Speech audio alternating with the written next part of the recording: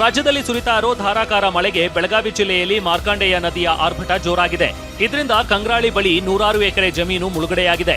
ನದಿ ಪಾತ್ರದಲ್ಲಿದ್ದ ಕಬ್ಬು, ಭತ್ತ ಹಾಗೂ ಮೆಕ್ಕೆಜೋಳದ ಬೆಳೆಗಳು ಸಂಪೂರ್ಣ ಜಲಾವೃತಗೊಂಡಿದ್ದು, ಕೆಲವು ಕಡೆ ನದಿಯ ರಭಸಕ್ಕೆ ಬೆಳೆಗಳು ಕೊಚ್ಚಿ ಹೋಗಿವೆ. ಭಾರೀ ಮಳೆಯಿಂದಾಗಿ ಕೃಷ್ಣಾ ನದಿಯ ನೀರಿನ ಪ್ರಮಾಣ ಕ್ಷಣಕ್ಕೂ ಹೆಚ್ಚಾಗ್ತಿದ್ದು, ಬಾಗಲಕೋಟೆಯ ಜಮಖಂಡಿಯ ಹಿಪ್ಪರಗಿ ಬ್ಯಾರೇಜ್ಗೆ 1,34,200 ಕ್ಯೂಸೆಕ್ನಷ್ಟು ಬೃಹತ್ ಪ್ರಮಾಣದ ನೀರು ಒಳಹರಿವಿದೆ. ನದಿ ಪಾತ್ರದಲ್ಲಿ ನೀರಿನ ಮಟ್ಟ ತೀವ್ರವಾಗಿ ಏರಿಕೆಯಾಗ್ತಿದ್ದು ಆತಂಕ ಮೂಡಿಸಿದೆ. ಕಾಫಿನಾಡು ಚಿಕ್ಕಮಗಳೂರಿನಲ್ಲಿ ನಿರಂತರವಾಗಿ ಸುರಿತಾ ಇರುವ ಭಾರೀ ಮಳೆಗೆ ಸಾಲು ಅವಾಂತರಗಳು ಸೃಷ್ಟಿಯಾಗ್ತಿವೆ. ಪ್ರಮುಖವಾಗಿ ಚಿಕ್ಕಮಗಳೂರಿನಿಂದ ಶೃಂಗೇರಿಯನ್ನ ಸಂಪರ್ಕಿಸುವ ಹೆದ್ದಾರಿಯಲ್ಲಿ ಪದೇ ಭೂಕುಸಿತ ಉಂಟಾಗ್ತಿದೆ. ವಾಹನ ಸವಾರರು ಜೀವ ಕೈಯಲ್ಲಿ ಹಿಡಿದು ಸಂಚರಿಸುವಂತಾಗಿದೆ. ಪರಿಸ್ಥಿತಿ ಇಷ್ಟೊಂದು ಗಂಭೀರವಾಗಿದ್ರೂ ಜಿಲ್ಲಾಡಳಿತ ಮಾತ್ರ ಈವರೆಗೆ ಯಾವುದೇ ಮುಂಜಾಗ್ರತಾ ಕ್ರಮಗಳನ್ನು ಕೈಗೊಂಡಿಲ್ಲ ಎಂಬ ಆರೋಪ ಕೇಳಿಬಂದಿದೆ. ಇನ್ನು ಹಾಸನ ಜಿಲ್ಲೆಯಲ್ಲಿ ಮಳೆ ತಗ್ಗಿದ್ರೂ ಬಿರುಗಾಳಿಯ ಅಬ್ಬರ ಜೋರಾಗಿದೆ. ಸಕಲೇಶಪುರದ ಕುದರಂಗಿ ಗ್ರಾಮದಲ್ಲಿ ಬಿರುಗಾಳಿಗೆ ಸಿಲುಕಿ ಬೃಹತ್ ಮರವೊಂದು ಪಾಪಣ್ಣ ಎಂಬುವರ ಮನೆ ಮೇಲೆ ಉರುಳಿ ಬಿದ್ದಿದೆ.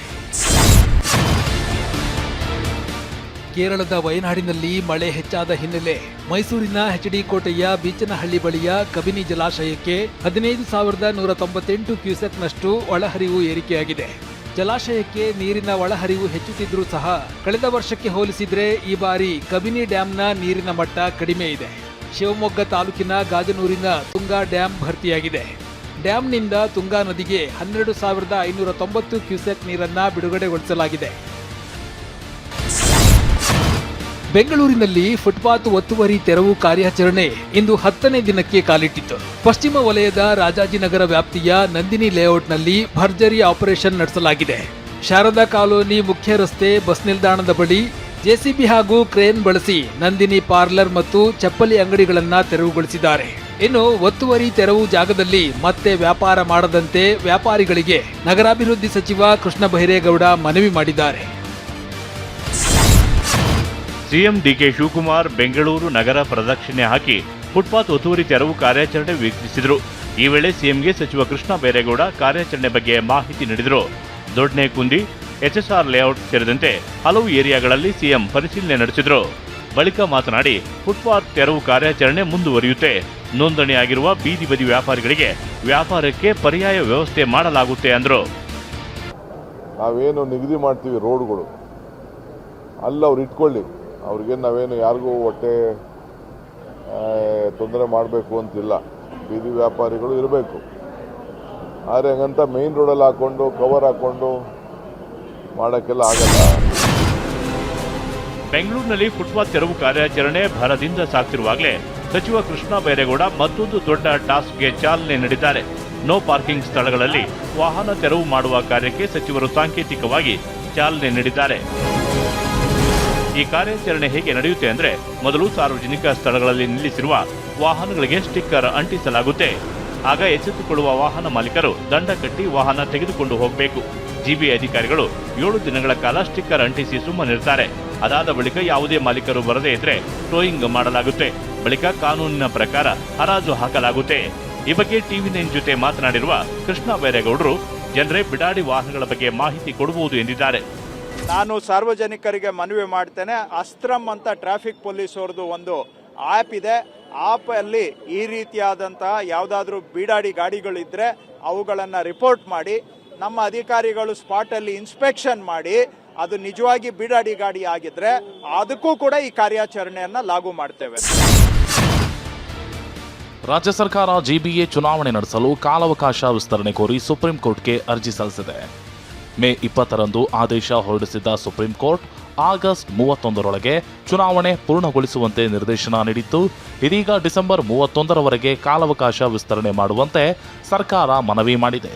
ರಾಜ್ಯದಲ್ಲಿ ಮತದಾರರ ಪಟ್ಟಿಯ ವಿಶೇಷ ತೀವ್ರ ಪರಿಷ್ಕರಣೆ ನಡೆಯುತ್ತಿದೆ. ಆಡಳಿತಾತ್ಮಕ ನಿರ್ಬಂಧ ಕಾರಣದಿಂದ ಚುನಾವಣೆ ನಡೆಸುವ ಗಡುವು ವಿಸ್ತರಿಸುವಂತೆ ಸುಪ್ರೀಂ ಕೋರ್ಟ್ಗೆ ಸಲ್ಲಿಸಿದ ಅರ್ಜಿಯಲ್ಲಿ ಮನವಿ ಮಾಡಲಾಗಿದೆ. ಜಿಬಿಎ ಚುನಾವಣೆ ನಡೆಸುವುದಕ್ಕೆ ಕಾಂಗ್ರೆಸ್ನವರಿಗೆ ಅಂಜಿಕೆ ಇದೆ. ಅದಕ್ಕಾಗಿ ಚುನಾವಣೆ ಮುಂದೂಡುವಂತೆ ಮೇಲ್ಮನವಿ ಸಲ್ಲಿಸಿದ್ದಾರೆ. ರಾಜ್ಯ ಸರ್ಕಾರ ಚುನಾವಣೆ ನಡೆಸುವ ಮನಸ್ಥಿತಿಯಲ್ಲಿ ಇಲ್ಲ ಅಂತ ಕೇಂದ್ರ ಸಚಿವ ಎಚ್ಡಿಕೆ ಮತ್ತು ರಾಜ್ಯ ಬಿಜೆಪಿ ಅಧ್ಯಕ್ಷ ವಿಜಯೇಂದ್ರ ಸರ್ಕಾರದ ವಿರುದ್ಧ ಕಿಡಿಕಾರಿದ್ದಾರೆ. ರಾಜ್ಯ ಸರ್ಕಾರ ಈ ಚುನಾವಣೆ GBA ಚುನಾವಣೆ ಆಗಲಿ, ಜಿಲ್ಲಾ ಪಂಚಾಯತ್, ಗ್ರಾಮ ಪಂಚಾಯತ್ ಚುನಾವಣೆ ಆಗಲಿ ನಡೆಸ್ತಕ್ಕಂಥ ಮಾನಸಿಕ ಸ್ಥಿತಿಯಲ್ಲಿ ಇವತ್ತಿಲ್ಲ. ರಾಜ್ಯ ಸರ್ಕಾರ ಇವತ್ತು ಕ್ಯಾಬಿನೆಟ್ ಎಕ್ಸ್ಪಾನ್ಷನನ್ನು ಮಾಡ್ತಕ್ಕಂಥ ಮಾನಸಿಕ ಸ್ಥಿತಿಯಲ್ಲೂ ಕೂಡ ಇಲ್ಲ. ಅವ್ರು ಚುನಾವಣೆ ನಡೆಸೋದಕ್ಕೆ ಅವ್ರಿಗೆ ಹಂಚಿಕೆ ಇದೆ. ಈಗ ಡಿಸೆಂಬರ್ಗೆ ಅರ್ಜಿ ಹಾಕ್ತಾವ್ರೆ, ಗೊತ್ತಿದೆ ನನಗೆ. ಒಂದು ವಾರದಿಂದನೇ ಈ ವಿಷಯ ನಮ್ಮ ಮುಂದೆ ಬಂದಿದೆ. ಡಿಸೆಂಬರ್ವರೆಗೂ ಚುನಾವಣೆ ಬೇಡ ಅಂತ ಹೇಳಿ ಮುಂದಕ್ಕೆ ಹಾಕೊಂಡಿದೆ. ರಾಜ್ಯದಲ್ಲಿ ಶಾಶ್ವತ ವಾಸಸ್ಥಳ ಪ್ರಮಾಣ ಪತ್ರ ನೀಡಲು ನಿರ್ಧಾರ ಹಿನ್ನೆಲೆಯಲ್ಲಿ ಕೇಂದ್ರ ಸಚಿವೆ ಶೋಭಾ ಕರಂದ್ಲಾಜೆ ಕೇಂದ್ರ ಗೃಹ ಸಚಿವ ಅಮಿತ್ ಶಾಗೆ ಪತ್ರ ಬರೆದಿದ್ದಾರೆ. PRC ವಿಚಾರದಲ್ಲಿ ಮಧ್ಯ ಪ್ರವೇಶ ಮಾಡುವಂತೆ ಶೋಭಾ ಕರಂದ್ಲಾಜೆ ಮನವಿ ಮಾಡಿದ್ದಾರೆ. ಈ ಸಂಬಂಧ ಸುದ್ದಿಗೋಷ್ಠಿ ನಡೆಸಿ ಮಾತನಾಡಿದ ಕೇಂದ್ರ ಸಚಿವೆ, ಪೌರತ್ವ ನೀಡಲು ಅಧಿಕಾರ ಇರುವುದು ಕೇಂದ್ರ ಸರ್ಕಾರಕ್ಕೆ ಮಾತ್ರ ಎಂದಿದ್ದಾರೆ. DK ಶಿವಕುಮಾರ್ ತನ್ನ ಅಹಂಕಾರದಿಂದ ನಾನು ಏನ್ ಮಾಡಿದ್ರು ನಡೆಯುತ್ತೆ, ಹೈಕಮಾಂಡ್ ನನ್ನ ಜೊತೆಗಿದೆ, ಇಲ್ಲಿ ನಮ್ಮ ಜೊತೆಗಿದ್ದಾರೆ ಅನ್ನುವಂಥ ದುರಹಂಕಾರದಿಂದ ಇವತ್ತು ಭಾರತದ ಇಡೀ ಡೆಮೋಗ್ರಫಿಯನ್ನ ಚೇಂಜ್ ಮಾಡುವಂಥ, ಬದಲಾಯಿಸುವಂಥ, ಅದಕ್ಕೆ ಧಕ್ಕೆ ತರುವಂಥ, ಅದಕ್ಕೆ ಆತಂಕ ತರುವಂಥ ದೇಶದ್ರೋಹದ ಕೆಲಸವನ್ನು ನೀವು ಮಾಡ್ತಾ ಇದ್ದೀರಿ. ನೆನಪಿರ್ಲಿ ನಿಮಗೆ, ದೇಶದ್ರೋಹದ ಕೆಲಸ. ನಮ್ಮ ದೇಶದಲ್ಲಿ ಪೌರತ್ವ ನೀಡಕ್ಕೆ ಅಧಿಕಾರ ಇರುವಂಥದ್ದು ಕೇವಲ ಕೇಂದ್ರ ಸರ್ಕಾರಕ್ಕೆ ಮಾತ್ರ. ಆದರೆ ಕರ್ನಾಟಕದಲ್ಲಿ ಇವತ್ತು ಪರ್ಮನೆಂಟ್ ರೆಸಿಡೆನ್ಸ್ ಸರ್ಟಿಫಿಕೇಟ್ ಅನ್ನ ಯಾಕೆ ಕೊಡಕ್ಕೆ ಹೊರಟಿದ್ದಾರೆ? ಇದರ ಹಿಂದಿರುವಂತ ಷಡ್ಯಂತ್ರ ಏನು, ಉದ್ದೇಶ ಏನು ಸರ್ಕಾರದ? ಕೇಂದ್ರ ಗೃಹ ಸಚಿವ ಅಮಿತ್ ಶಾಗೆ ಶೋಭಾ ಕರಂದ್ಲಾಜೆ ಪತ್ರ ಬರೆದ ಬಗ್ಗೆ ಪ್ರತಿಕ್ರಿಯೆ ನೀಡಿದ ಪ್ರಿಯಾಂಕ್ ಖರ್ಗೆ, ಶಾಶ್ವತ ನಿವಾಸ ಪ್ರಮಾಣ ಪತ್ರ ವಿತರಿಸುವ ಹಕ್ಕು ನಮಗೆ ಇದೆ ಅಂದಿದ್ದಾರೆ. ಏನಕ್ಕೆ ಸರ್ಕಾರದವ್ರು ನಿಯಮ ಮಾಡೋಕ್ಕಾಗಲ್ವಾ? ನಾವು ಯಾರು? ಶಾಸಕರು. ಶಾಸಕರದ್ದು ಕೆಲಸ ಏನು? ಶಾಸನ ಮಾಡೋದು. ಶಾಸನ ಮಾಡ್ತೀವಿ, ಗೌರ್ಮೆಂಟ್ ಆರ್ಡರ್ ಹೊಡಿಸ್ತೀವಿ. ಅಧಿಕೃತವಾಗಿ ಸರ್ಕಾರದಿಂದಾನೇ ಕೊಡ್ತಾ ಇದೀವಿ, ಕಾಂಗ್ರೆಸ್ ಪಾರ್ಟಿಯಿಂದ ಕೊಡ್ತಾ ಇದೀವ ನಾವು. ಗೌರ್ಮೆಂಟ್ ಏನು ಒಂದು ವ್ಯವಸ್ಥೆ ಇದೆ, ಸರ್ಕಾರದ ವ್ಯವಸ್ಥೆ ಇದೆ ಅಂದ ನಾವು ಪರ್ಮನೆಂಟ್ ರೆಸಿಡೆನ್ಸಿ ಸರ್ಟಿಫಿಕೇಟ್ ಮಾಡೋ ಹಕ್ಕು ನಮಗಿದೆ ಅಲ್ವಾ? ಈಗ ಇವ್ರಿಗೇನು ಸಮಸ್ಯೆ ಆಗ್ತಾ ಇದೆ ಗೊತ್ತಿಲ್ಲ ಅಲ್ಲ ನನಗೆ. ಶೋಭಕ್ಕ ಅಮಿತ್ ಶಾ ವೈಫಲ್ಯ ಆಗಿದೆ ಅಂತ ರಾಷ್ಟ್ರಪತಿಗೆ ಪತ್ರ ಬರೆಯಬೇಕಾಗಿದೆ ಅಂತ BK ಹರಿಪ್ರಸಾದ್ ವ್ಯಂಗ್ಯವಾಡಿದ್ದಾರೆ. ಈಗ ಶೋಭಕ್ಕ ಏನು ಮಾಡಬೇಕು ಅಂದರೆ ಪತ್ರ ರಾಷ್ಟ್ರಪತಿಗಳಿಗೆ ಬರೀಬೇಕು. ಈ ನುಸುಳುಕೋರನ್ನ ಇಲ್ಲಿ ಕರ್ನಾಟಕದವ್ರಿಗೆ ಬಿಟ್ಟಿದ್ಯಾರು? ಅಮಿತ್ ಶಾ ಅವ್ರನ್ನ ತಕ್ಷಣ ಮಂತ್ರಿಮಂಡಲದಿಂದ ಕೈ ಬಿಡಬೇಕು ಅಂತ ಅವ್ರು ರಾಷ್ಟ್ರಪತಿಗಳಿಗೆ ಬರೀಬೇಕು. SIR ಅಲ್ಲಿ ಬಾಂಗ್ಲಾದೇಶಿಗಳು ನಮಗೇನು ಗಡಿ ಭಾಗ ಅಲ್ಲ, ಕರ್ನಾಟಕಕ್ಕೆ ಬಾಂಗ್ಲಾದೇಶದವ್ರು 4000 ಕಿಲೋಮೀಟರ್ ಬಂದರೆ ಇವರು ಕಡಲೆಕಾಯಿ ತಿಂತಾ ಇದ್ದೀರಾ? SIR ವಿರುದ್ಧ ರೊಚ್ಚಿಗೆದ್ದ ಅಂಗನವಾಡಿ ಕಾರ್ಯಕರ್ತೆಯರು BLO ಹುದ್ದೆಯಿಂದ ನಮಗೆ ಮುಕ್ತಿ ಕೊಡಿ ಅಂತ ಪ್ರತಿಭಟನೆ ನಡೆಸಿದರು. ಗದಗ ಜಿಲ್ಲಾಡಳಿತ ಎದುರು ಸೇರಿದ್ದ ಅಂಗನವಾಡಿ ಕಾರ್ಯಕರ್ತೆಯರು BLO ಕಾರ್ಯದಿಂದ ಅಂಗನವಾಡಿ ಶಿಕ್ಷಕಿಯರಿಗೆ ಆರೋಗ್ಯ ತೊಂದರೆ ಆಗ್ತಿದೆ ಎಂದಿದ್ದಾರೆ. SIR ಮಾಡೋದ್ರಿಂದ 1 ತಿಂಗಳಾದರೂ 1.5 ತಿಂಗಳಾದರೂ ಕೆಲಸ ನಮ್ಗೆ ಸುಮಾರು ಕೆಲಸಗಳನ್ನು ಕೊಟ್ಟೈತೆ ಸರ್ಕಾರ. ಆ ಕೆಲಸಗಳನ್ನ ಮಾಡಲೇಬೇಕಂತ ಸರ್ಕಾರ ನಮ್ಗೆ ಒತ್ತಡ ಹೇರ್ತಾ ಇದೆ. ಇದರಿಂದ ಎಷ್ಟೊಂದು ಜನರು ನಮ್ಮ ಅಂಗನವಾಡಿ ಕಾರ್ಯಕರ್ತರು ಸಾವನ್ನಪ್ಪಿದ್ದಾರೆ. ಇದರಿಂದ ಎಷ್ಟೋ ಜನರಿಗೆ BP ಶುಗರ್ ಹೆಚ್ಚಾಗಿದೆ. ಮತ್ತು ಈ ಕೆಲಸದ ಒತ್ತಡ ಮತ್ತು ನಮ್ಮ FRS ಮತ್ತು ನಮ್ಮದು ಪೋಷನ್ ಟ್ರ್ಯಾಕರ್ ಇರೋದ್ರಿಂದ ಎರಡೂ ಕೆಲಸಗಳನ್ನು ಫೋನಿನಲ್ಲೇ ನಾವು ಕೆಲಸ ಮಾಡಬೇಕು. ಹಾಗಾಗಿ ನಮ್ಗೆ ಈ ಥರ ಕೆಲಸದ ಒತ್ತಡಗಳು ಸುಮಾರು ಬರೋದ್ರಿಂದ ನಮ್ಗೇನಾಗೈತೆ ಅಂದ್ರೆ ಈ ಒಂಥರ ತಲೆಗೆ ಟಾರ್ಚರ್ ಆದಂಗಾಗೈತಿ ಇದು. ಇನ್ನು BLO ಕೆಲಸದಿಂದ ಮುಕ್ತಿ ನೀಡುವಂತೆ ಅಂಗನವಾಡಿ ಮತ್ತು ಬಿಸಿಯೂಟ ನೌಕರರು ದೇವನಹಳ್ಳಿ DC ಕಚೇರಿ ಮುಂದೆ ಪ್ರತಿಭಟನೆ ನಡೆಸಿದ್ರು. ಇನ್ನು SIR ಕೆಲಸಕ್ಕೆ ಹಾಜರಾಗದೆ ಪ್ರತಿಭಟನೆಗೆ ಮುಂದಾದವರಿಗೆ ನೋಟಿಸ್ ನೀಡೋದಾಗಿ ಹೊಸಕೋಟೆ ತಾಲೂಕಿನ ಶಿವನಪುರ ಪಂಚಾಯಿತಿ PDO ಎಚ್ಚರಿಕೆ ನೀಡಿದ್ದಾರೆ ಎನ್ನಲಾಗಿದೆ. ಬೆಳಗಾವಿಯಲ್ಲಿ RSS ರಾಷ್ಟ್ರೀಯ ಪ್ರಾಂತ ಪ್ರಚಾರಕರ ಸಭೆ ನಡೆದಿದೆ.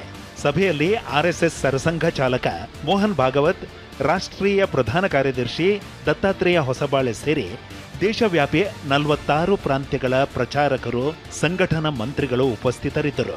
ಸಭೆಯಲ್ಲಿ ಶತಮಾನೋತ್ಸವ ಕಾರ್ಯಕ್ರಮಗಳ ಪ್ರಗತಿ ಪರಿಶೀಲನೆ, ಸಂಘದ ತರಬೇತಿಗಳ ವಿಮರ್ಶೆ, ಶಾಖಾ ವಿಸ್ತರಣೆಗಳ ಕ್ರಿಯಾ ಯೋಜನೆ ಅನುಷ್ಠಾನ, 2026-27ರ ಸರಸಂಘ ಚಾಲಕರ ಪ್ರವಾಸ ಯೋಜನೆ ಸೇರಿದಂತೆ ಹಲವು ವಿಷಯಗಳ ಬಗ್ಗೆ ಚರ್ಚೆ ನಡೆದಿದೆ. ಇನ್ನು RSS ಸಭೆ ಮಾಡಿದ ಬಳಿಕ ಏನಾದರೂ ಅನಾಹುತ ಆಗೇ ಆಗಿದೆ. ಕಲಬುರ್ಗಿ, ಗೌರಿ ಲಂಕೇಶ್ ಅಂತವರ ಹತ್ಯೆಯಾಗಿತ್ತು. ಈ ಸಭೆ ಬಳಿಕ ಏನಾಗುತ್ತೆ ಅಂತ ನೋಡಬೇಕು ಅಂತ KPCC ಅಧ್ಯಕ್ಷ BK ಹರಿಪ್ರಸಾದ್ ಹೇಳಿಕೆ ನೀಡಿದ್ದಾರೆ. ದಬೋಲ್ಕರ್, ಪನ್ಸಾರೆ, ಕಲಬುರ್ಗಿ ಅವರು ಗೌರಿ ಲಂಕೇಶ್ನ ಹತ್ಯೆ ಆಗೋಕ್ಕಿಂತ ಮೊದಲು ಸಹ ಈ ಥರ ಮೀಟಿಂಗ್ಗಳು ನಡೆದಿತ್ತು.